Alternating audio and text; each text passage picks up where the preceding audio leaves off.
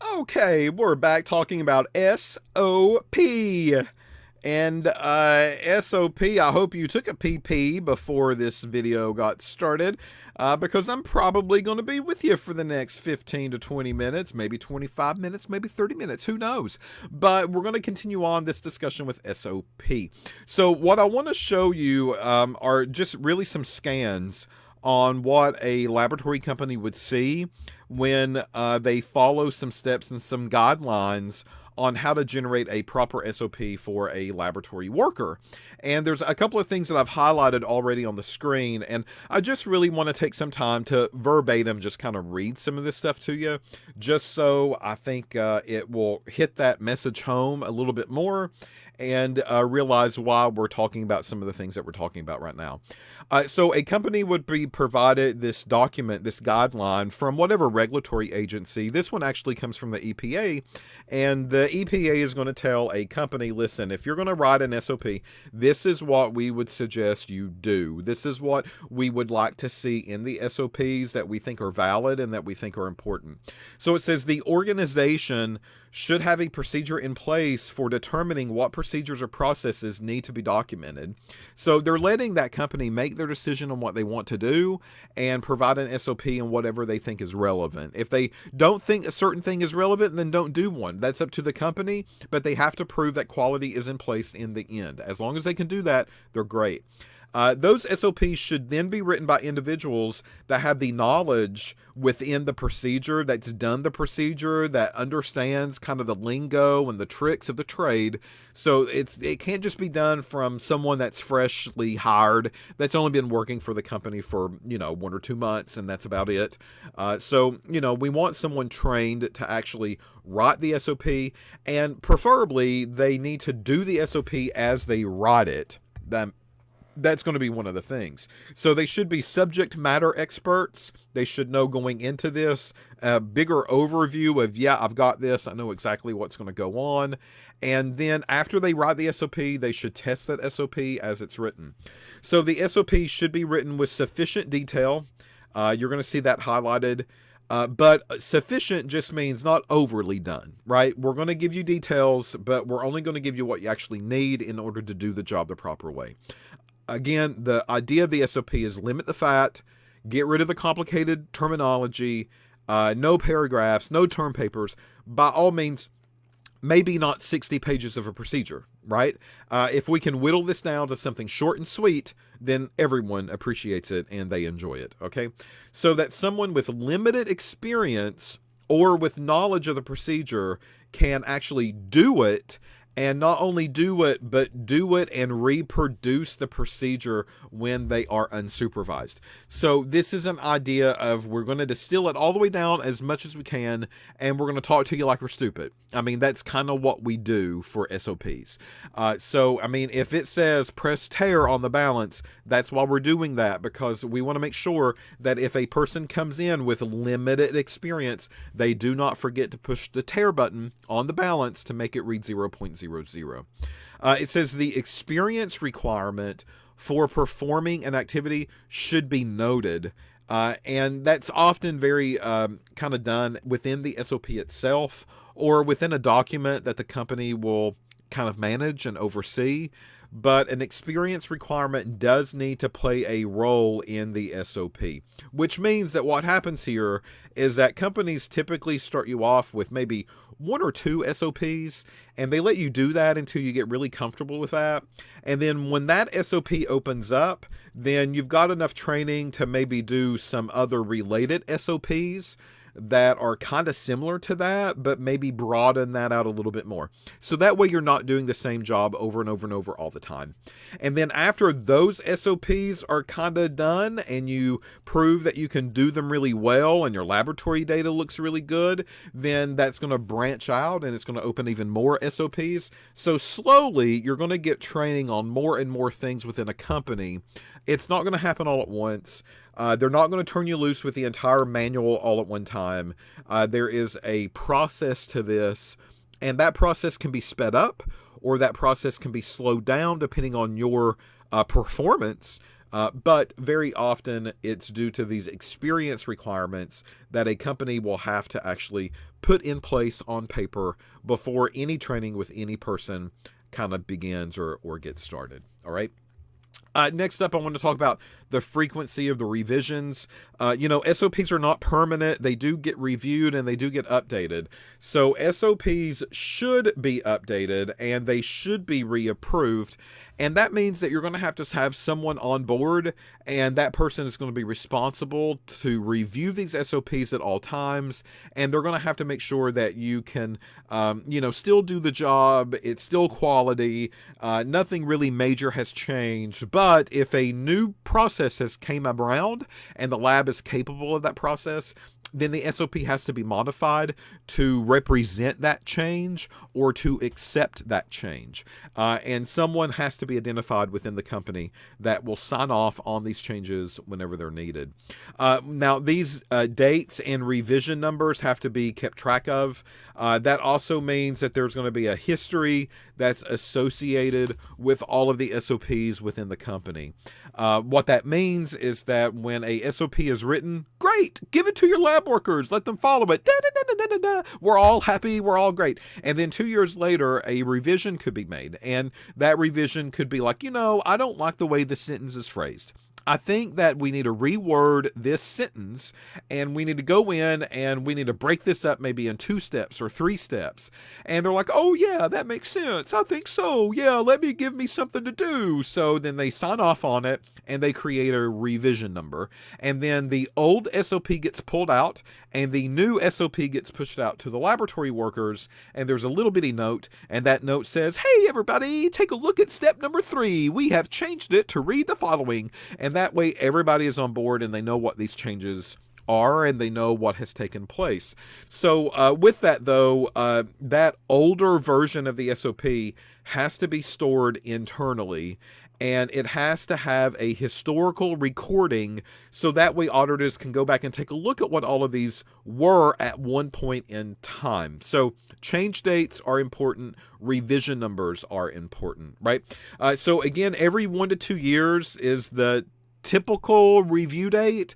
After 2 years, even if you think there's no changes that need to be made, you should at least review it. Someone at the company should take another set of eyeballs on it and be like, yeah, this still makes sense. And then if no changes happen at all, that's fine.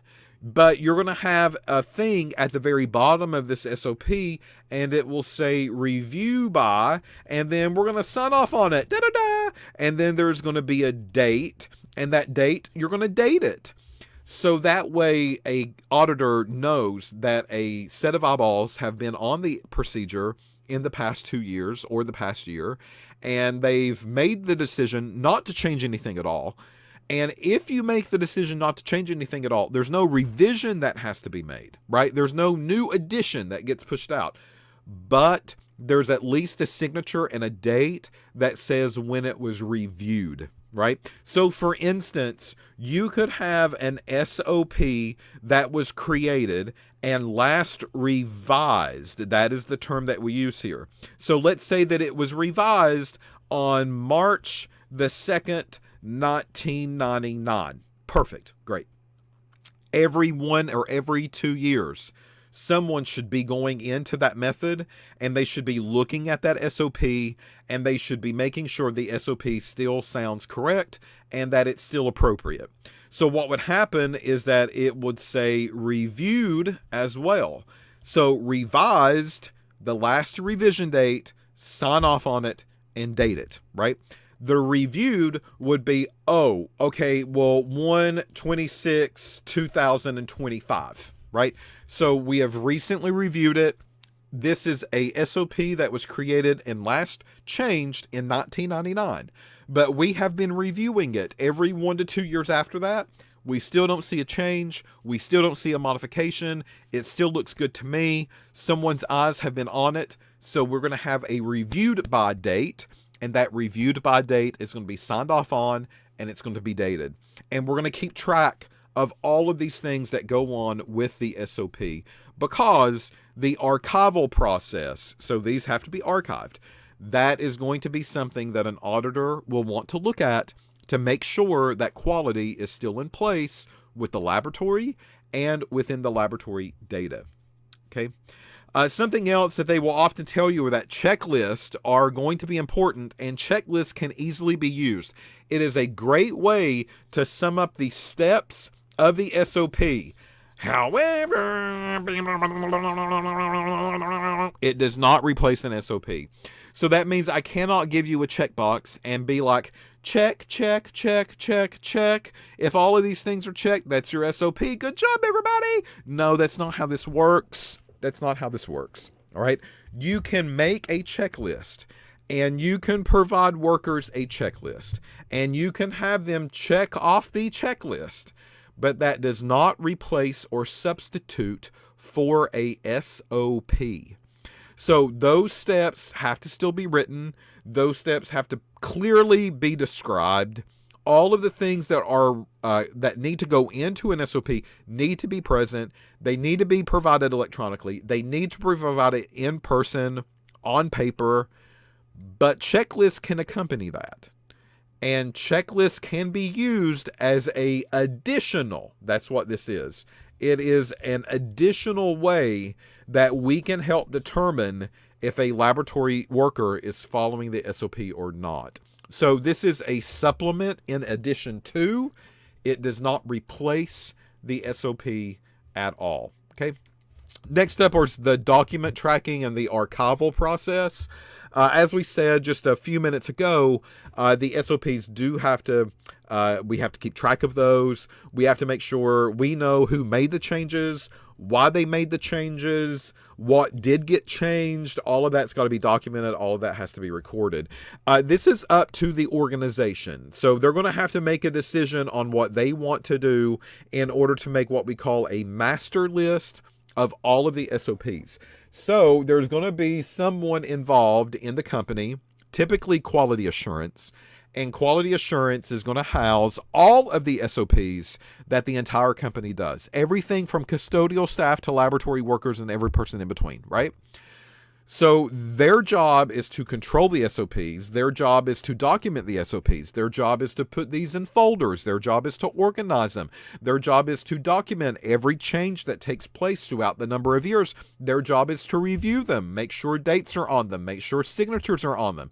That is the purpose of quality assurance. All right, so the organization is going to have to determine how this process is going to take place, but it's their role to figure out how they're going to create and modify and organize and keep track of what we call the master list of the SOPs. So the QA department is typically the one in charge of that. Keep in mind, though, depending on the size of the company, the QA and QC department could be meshed into one. So there's going to be QA designees and there's going to be QC designees.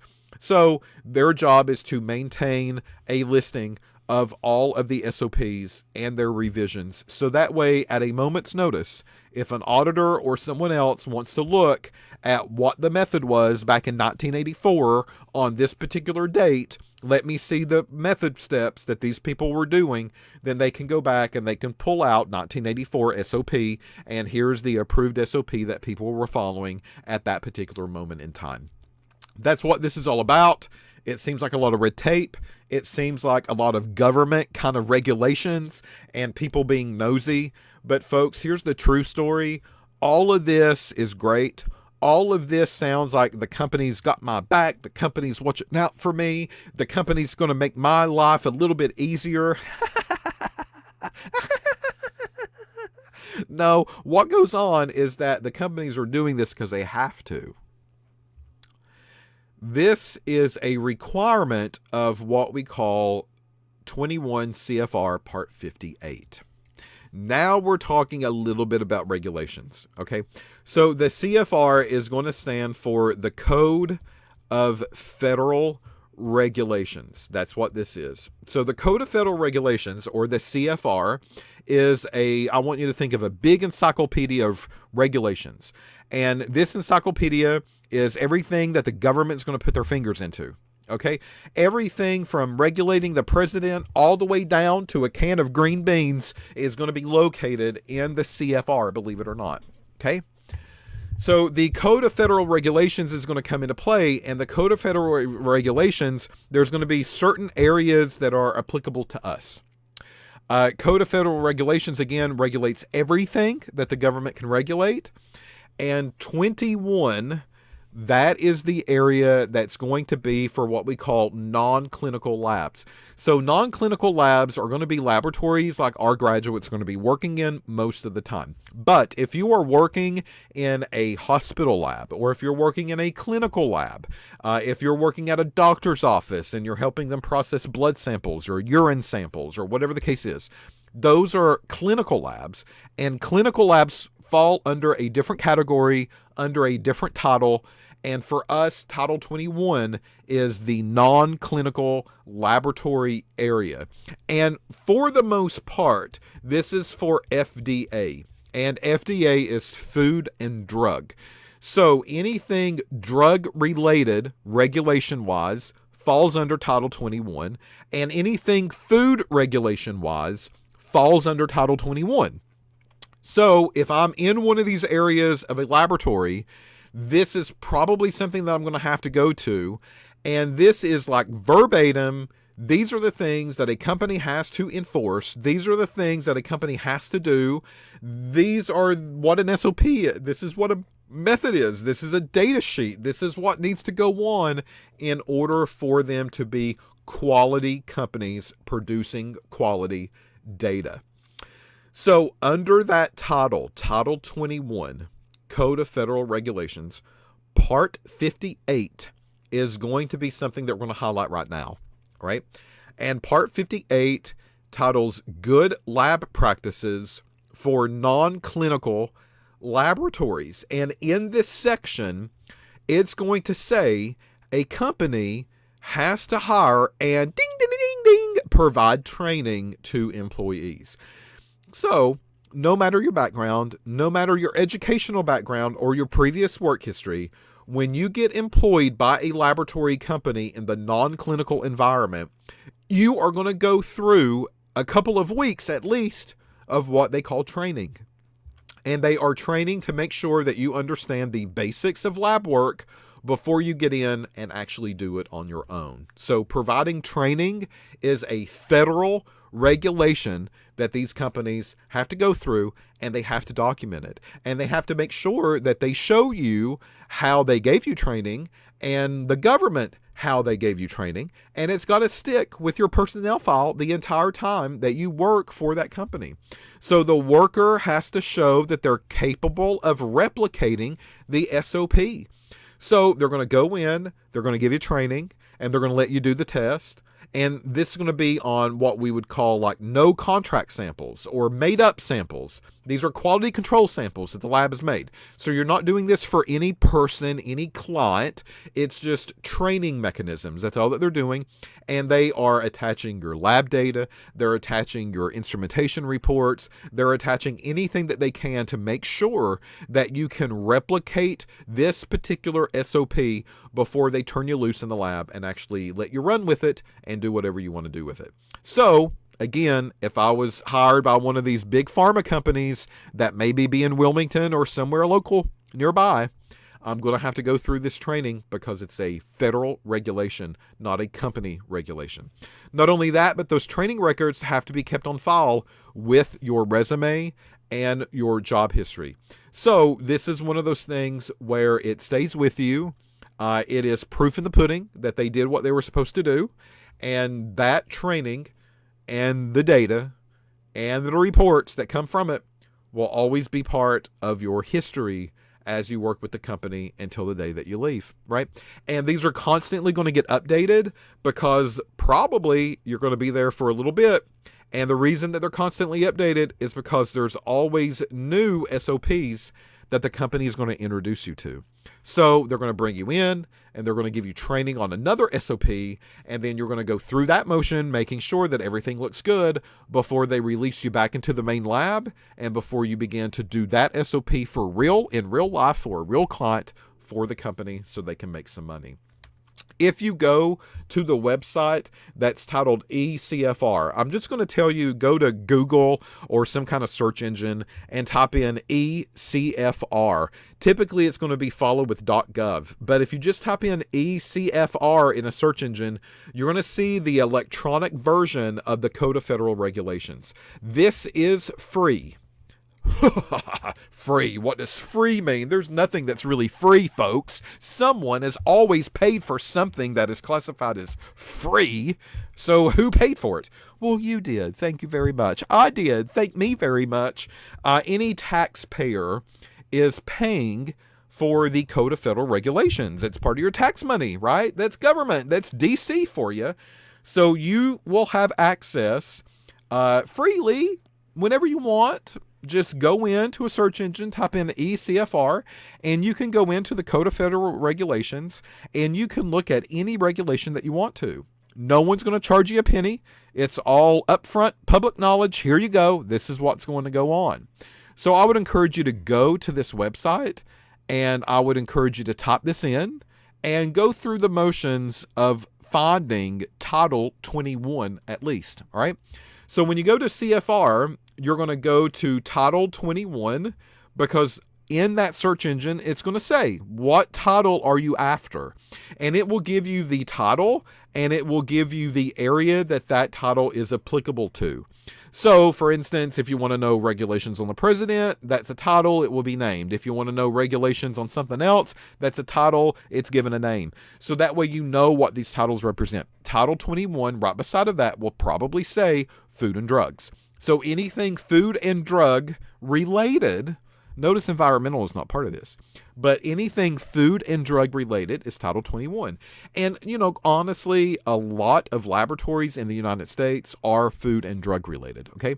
So food and drugs, they're going to break it down into different volumes. I want you to think of this as almost like Harry Potter novels, right? So Title 21 is Harry Potter, and then Volume 1 is the Sorcerer's Stone, right? I mean, that's what these are. So these are just different big bulky sections or things that are applicable to that title. And we are going to be Title 21, and we're going to be in Volume 1, and we're going to be in Chapter 1, and this is Part 58. So here is 1 through 99.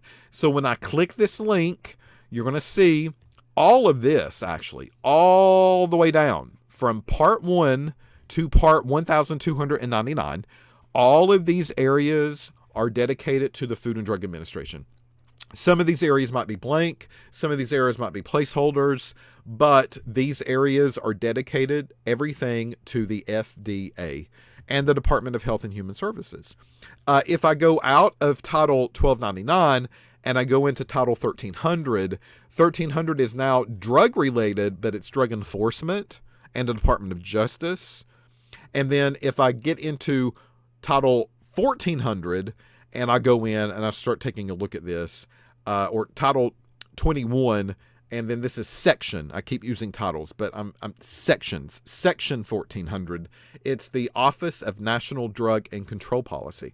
So Section 1400, Section 1300, but we're going to be focused on Section 58. All right. So within Section 58, it's going to give us a lot of details on standard operating procedures. And that's why these companies have to follow what they follow, because, again, it is a federal regulation. They're going to put their fingers all in it, and they have to make sure they keep the feds happy and the auditors from the feds happy as well when they come and take a look to make sure there's no violations in any of these areas that are applying to them. All right. One of those things, and we'll see some of this here in the upcoming video, but one of those things is the formatting piece. So the formatting of the SOP is going to be kind of outlined in some of the regulation pieces. And folks, it's just like a method. And this is something that I said just a handful of minutes ago, but it's just like a method. It should be like a method, but it should be tailored. And there's no surprises here. If you take a look at what's going to be required in Title 21, as it talks about the SOPs, they're going to say that these companies need to have a title page with a revision number and a review date. They're going to have a table of contents, especially if it's multiple pages. It gives a very quick reference to what needs to be done. There needs to be text that's there. That text is going to be coming in multiple forms. It could be the procedures. It could be definitions that the company's using. It could be equipment and the type of equipment that's going to be needed. Flow charts are going to be a thing that they're going to push. They do really like for you to use flow charts in the SOPs whenever possible. Diagrams of glassware, diagrams of setup. All of these are also going to be a thing that's going to be heavily pushed and recommended. Personnel qualifications is going to be part of this because now we know that's a Title 21 requirement. They're going to be looking for that training. They're going to be looking for that education. And they're also going to be looking for that to be documented in some form or fashion. So the qualifications of doing that SOP is going to have to be attached. And that way they can cross-reference that check with the documentation that you have on the personnel. And then finally, of course, the QC criteria.